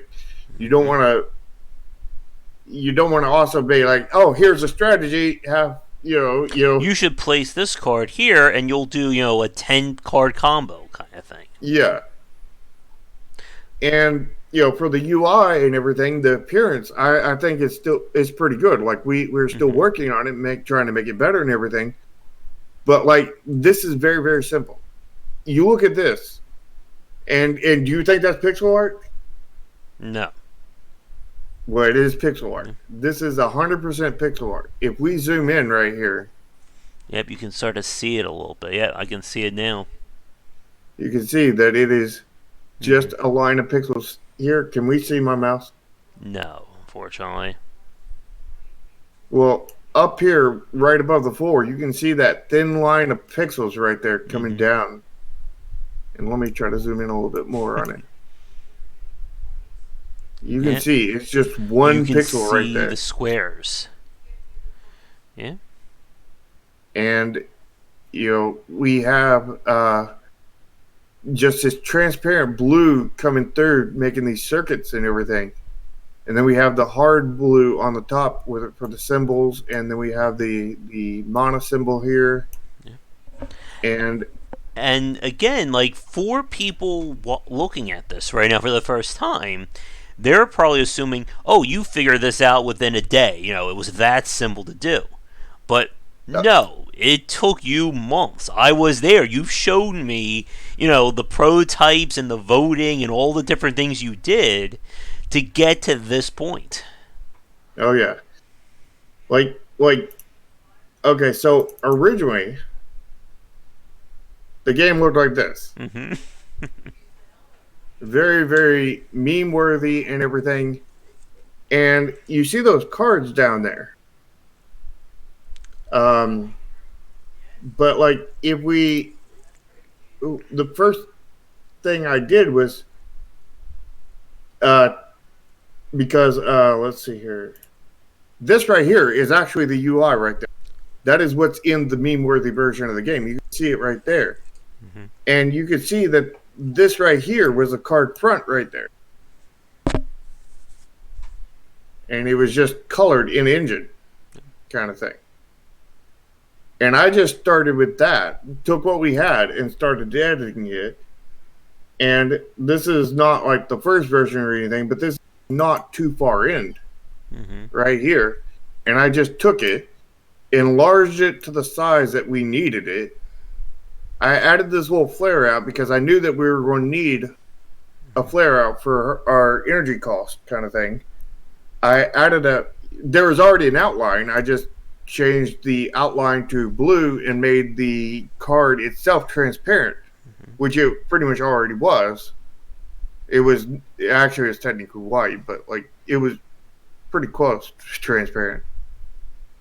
And then I colored this line in here, kind of thing, and then I added a little bit of shape here for the stats, and because I wanted to go, you know, like angular, technical, make it Mm-hmm. look really like Framing, sci-fi kind of thing. electronics, stuff like that. Yeah, Mm-hmm. and And again, a like few. this took time. That's the big thing. Again, like this is an earlier example of this, and this is something that I say, and this could be its own topic. Like this could be a topic for a future cast. Like this is why it's important if you're studying game design that we need more information about the process and the iteration that goes into it. Because again, Mm-hmm. like I would bet you that when Project Triad comes out, it's up on Steam when people are looking at it. They're going to once again assume, you just did this, this was a simple thing to do, right? The same thing with Darkest Dungeon. That how many people copy Darkest Dungeon from its UI to its aesthetics, thinking that's all I needed to do, and now my game will be a success. It doesn't work like that. You have to understand the process that goes into this stuff to get it to that polished standpoint. Yeah, and iteration is absolute key. And here we got it with the symbols and everything, and Mm-hmm. the symbols just did not work. It took away from the game and Yeah. everything. So we eventually removed them. But if you look here, you can see now that it's still that exact same pixel art as it is in the Mm-hmm. final, but it is just a single color instead of two different colors. Yep. Instead of outlining it, The kind of thing. KISS principle, keep it simple, stupid, I think really does apply here. That you don't want your UI to be complicated. I don't think there's ever an example of a game where making the UI hard to follow, very, very detailed but very confusing, ultimately leads to a better game. And Yeah, this is why, like, I'm going to be making this video about when we talked about Besiege. This is why Besiege just really infuriates me. Is that it's the same exact UI from 3, 4 years ago is still in their game. That should not be. And again, this is one of the big things about UI design is that this is something that you should be iterating on. And it's also why it's important to get people to play test your game as early as possible. Because if somebody is finding your UI in the alpha state to be confusing and hard to follow, it's going to be so much worse if you're using that same UI at 1.0. Right. Now here we have another iteration. You can see here that it looks far cleaner here because I've gotten rid of the symbols and just went with blocks here. Now this does kill our colorblind friendliness because with the symbols they could identify a symbol and be like, oh, that's this stat because it's this symbol kind of thing. Mm-hmm. It's not just strictly color based, but now we're strictly color based. So now we're going to have to add in a system to allow the players to change these colors. Yep. And but again, we needed to make that sacrifice for the visuals. and again, as you go through this iteration, and this is very important as well. Again, why iterating is such a big point about this. If you change an aspect of your UI, you're changing everything that's connected to that piece of UI. And this is why for a lot of games, especially those that are trying to be very deep or very complicated, you have to get your UI as solidified as possible as early in the development. Because if you're changing your UI, you're going to then have to go over all the work that you've done in other aspects of it. And again, this is one of the things I saw with Clockwork Empires, that they kept changing major elements around, which then had to be redone or re-edited to fit the new elements. But then when those elements got replaced, we do it again and again and again. And Yeah. like we're saying, like, you're going to be iterating on your UI, yes, but there should come a point, or in a perfect world, there should come a point where you can sit down and say, my UI is solid, I will not touch it again. Exactly. And like we're saying, like, this is the major part for this topic. Everything that we're talking about is something the general consumer is not thinking about. Like, again, when they look at Darkest Dungeon, Slay the Spire, Disco Elysium, or even something like Untitled Goose Game, they're only looking at the finished project. They're not seeing all the work that goes into this. And this, I think, is why UI design is very hard to do for first-time developers. Because you don't really get that hands-on experience until you do it yourself. Exactly. Here we have another version right here. Now, I need to make a note here that this background does not belong to us. We were just testing it out so that we could, get a feel for what it will look like when we get backgrounds in here and everything. And, issue we had was that this was showing through a bit too much. This was not. It's getting to the point enough. of being a distraction, essentially. Yeah. And, we added some, the gameplay functions down here because we needed those going forward with the game. Especially since, the way we planned on originally telling, what deck it was from, was originally not going to put time travel in this red box. It was originally, we were going to have this blue neon around the outside and the inside. Be like, the color of the whatever faction it was.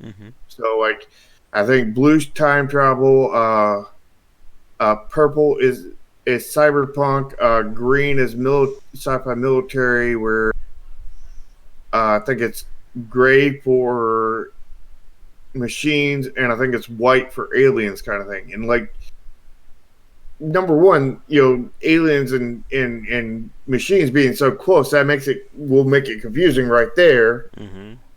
But number two is we needed a way to show what card was going to win and what not. whose control was it? And Mm-hmm. in the end, we needed the border for that. So it's like, okay, we're not going to be able to use the border for the deck type, so we need to add in another section to put the deck type, that it is, whether it's time travelers or machines or whatnot. Mm-hmm. And at the same time, I was analyzing going forward and everything, because we need to, you know, plan enough, but not plan the next set. We need to not work on the next set. We need to make sure that we do not box ourselves in a corner that the next set Mm-hmm. screws up the game, Yep. or that we just can't make a next set. And I ran into an issue with that, and we needed this extra box where we're putting the groups and everything. Yep. And remember, like, for people watching this, stuff like color, symbology, these are all affordances. These are all aspects that you can use in order to help improve the UI of your game. And it takes time to do it just right. Like we were saying, again, like I can't stress this point enough. I think we'll be going to wrap things up though. But you cannot look at the finished version of UI and that's it.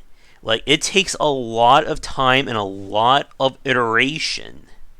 As Thorne is saying right there, it takes a lot of work to get something to look simple. And is often that dividing point between, developers who have trouble selling their games and the games that do really well.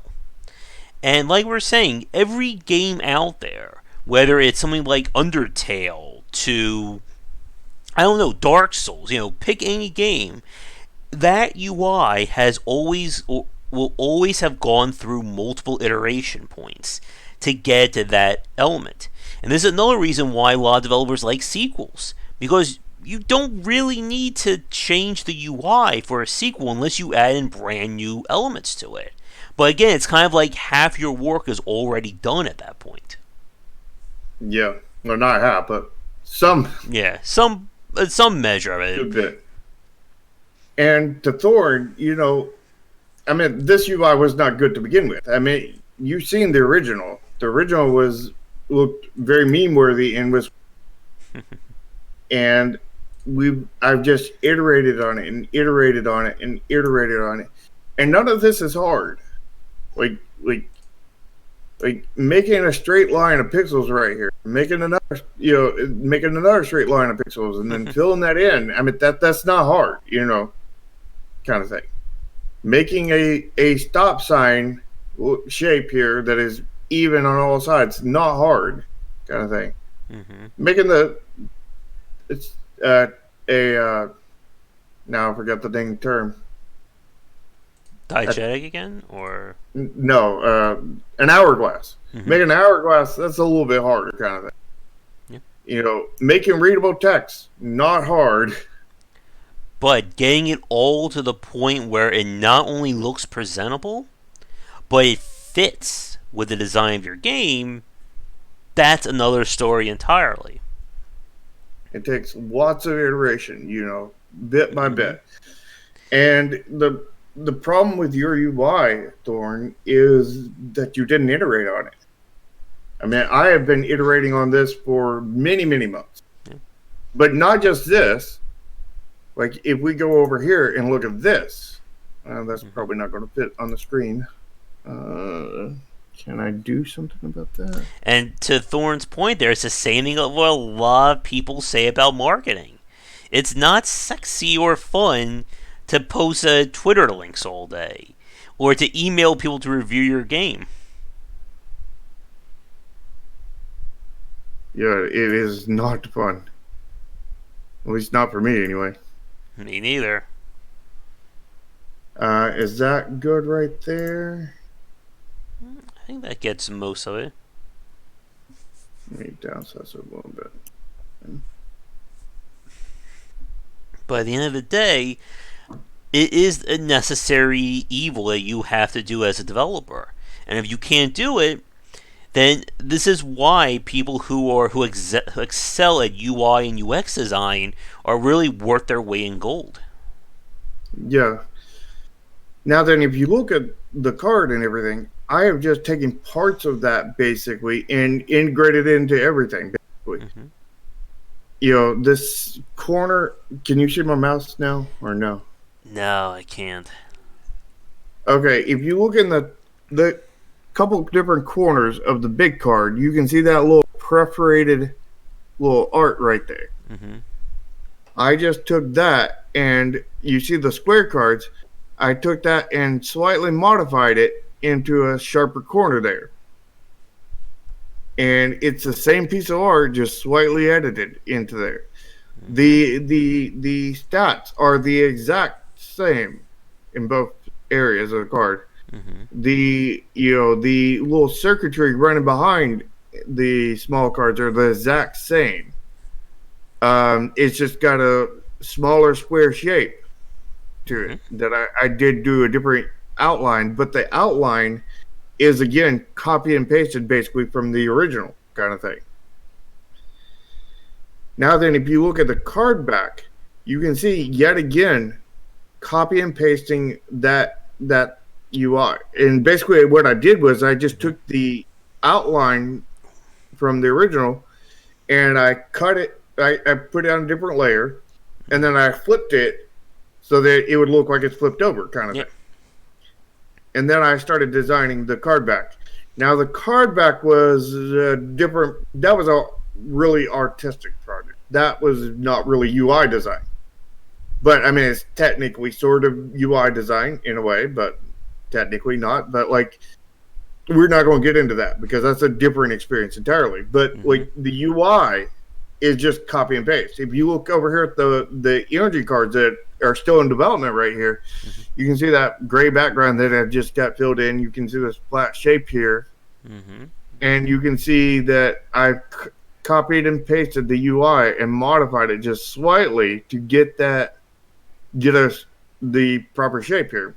And the If you same, and I think again another major point, everything looks unified. It looks uh, like everything belongs on screen. And as a quick little tangent, I just want to say, as somebody who's been making more use of Photoshop, figuring out how to turn things, flip them 180 degrees or flip them horizontal has been very helpful for me with my thumbnails. oh yeah, But again, this is ultimately one of the goals of a good UI. Is it clean?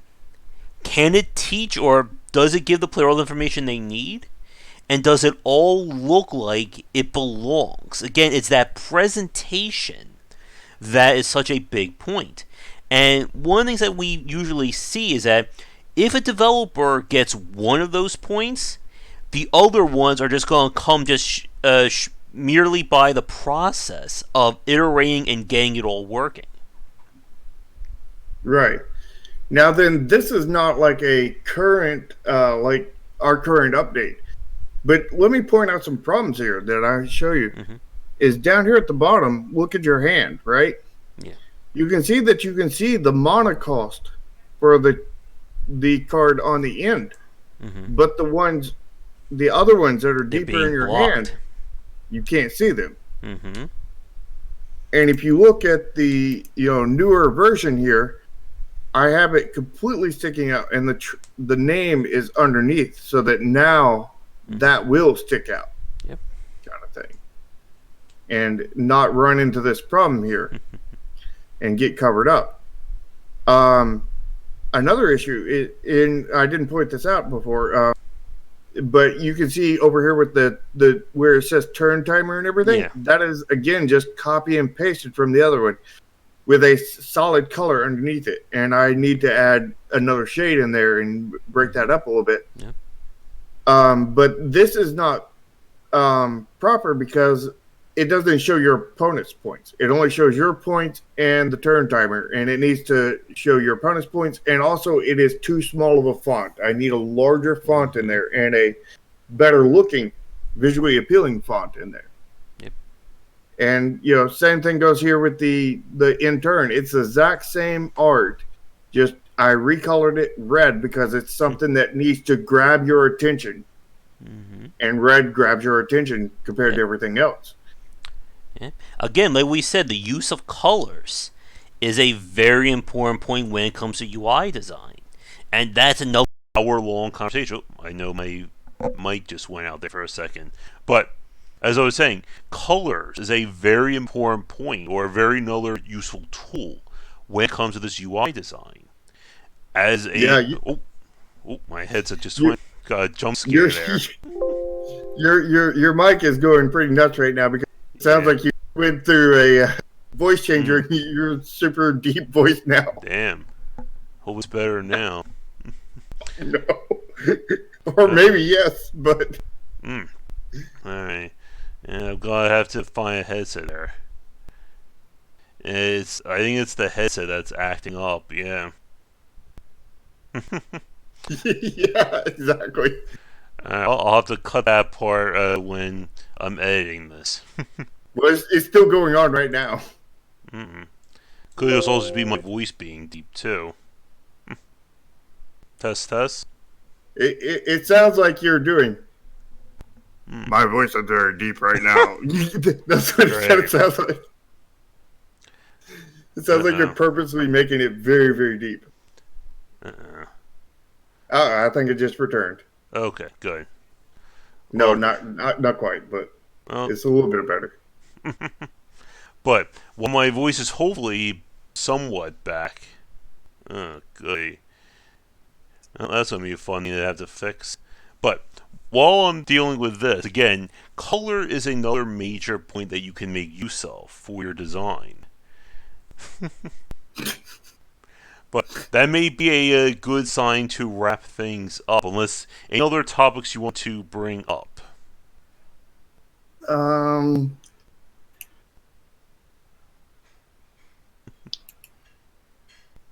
I think the key. Well, I want to reiterate on this is iteration. Iteration is absolutely key. You can make the worst looking UI possible. I mean, the UI, let me find it again.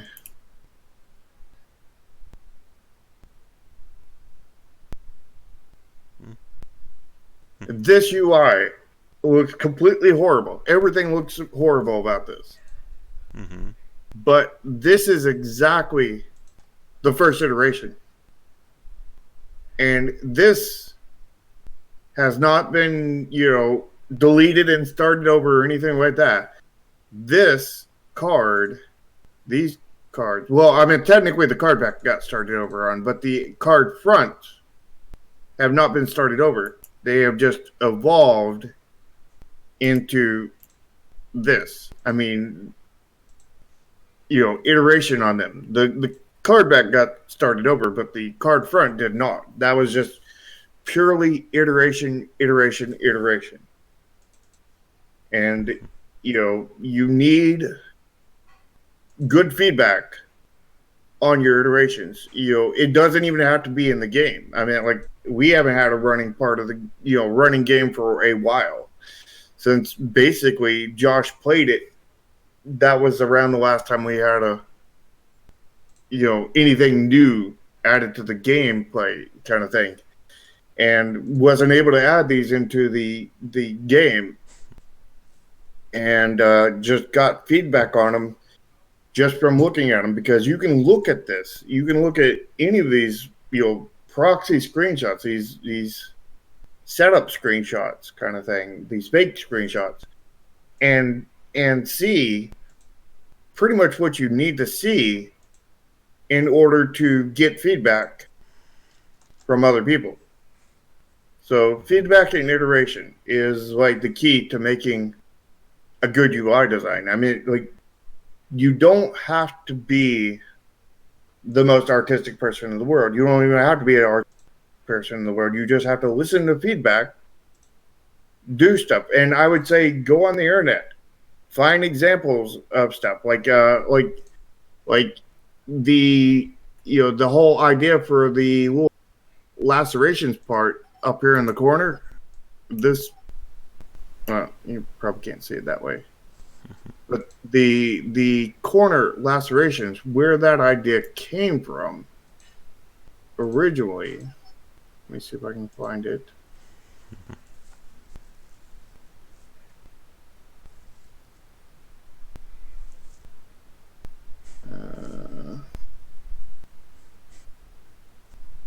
Hopefully my voice is sounding a little bit better. It's about the same. Oh no. It sounds like you became an ogre or something. Nuts. Actually, what it sounds like is like it slowed down your speech. Oh, good. Like you're just slightly slower kind of thing.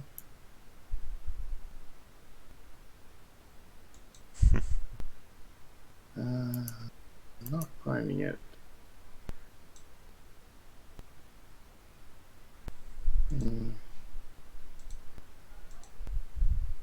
Maybe it's over here.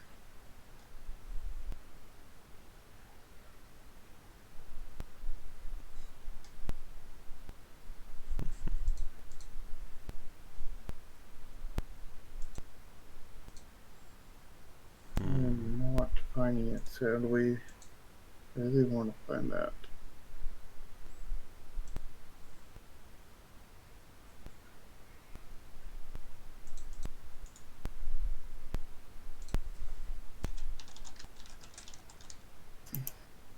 So many folders.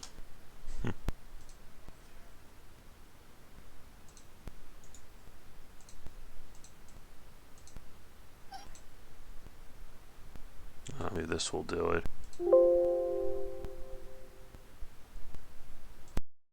Oh, I found it. Okay, here we go. Picture of Mega Man here. Oh, I don't know if this is fan art or whatnot. Mm-hmm. But can you see that? Can you see those corners? Mm-hmm. The lacerations and everything? Mm-hmm. Are you saying anything? Because I can't hear you. Yep, can you hear me? Uh-oh. Oh, I see. Discord. 1 second. The Discord had to adjust it. Hello? Uh-oh. Test, can you guys hear me? Okay, they can hear me. I know. Let me adjust things really fast.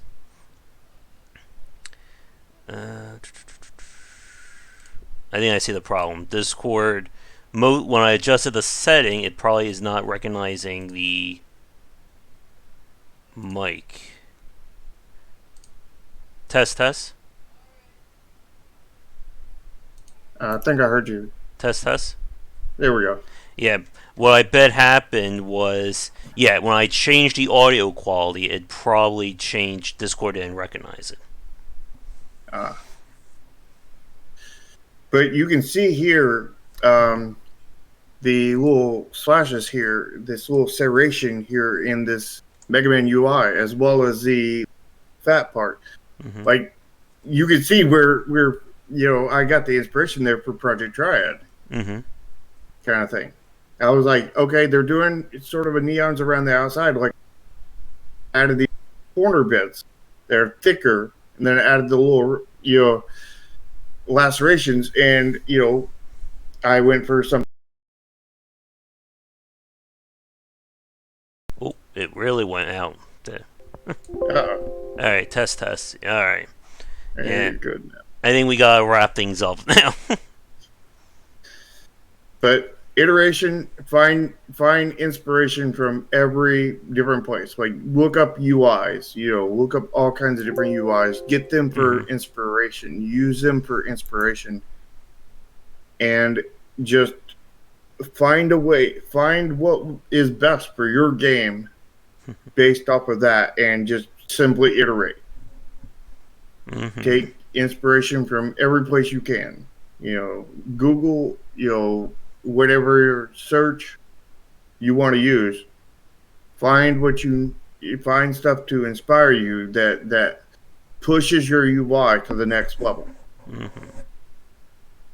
both in functionality and in visual appeal. Yep. All right. Hopefully my voice is back to somewhat normal, but I think we'll wrap things up for this week. I'm gonna have to do some shopping for headsets. At least I get like that 30-day return period, so at least I can test them out and see which one works the best. I don't think I Unless you want to want. be Barry. What was that? Unless you want to be Barry. I don't think I want a wireless headset because I heard those are extra heavy. I don't need a heavy thing on my head while I'm trying to have these conversations. Yeah.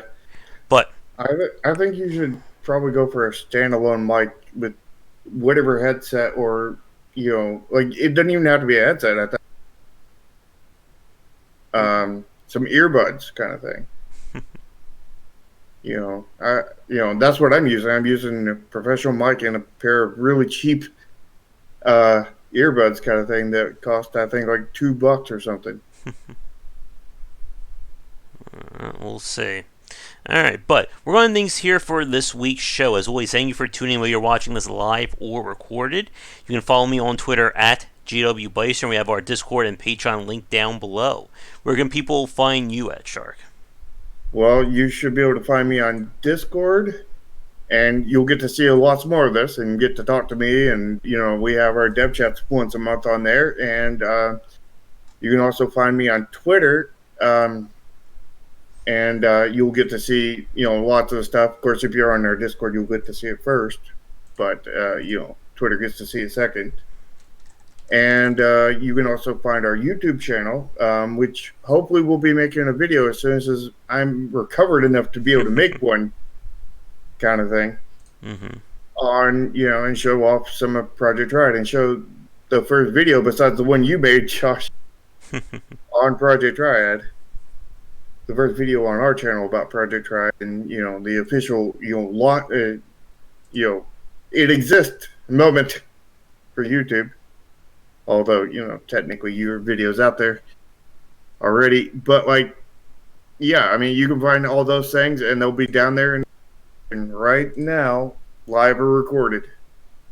And, that's where you can find me. All right. So I think with that, we are going to end things. I'll be back later tonight for our regular game streams. Come back for daily discussions on game design here and on game wisdom, where is in the art and science of games. Have a great rest of your evening, and we will see you all next time. Take care.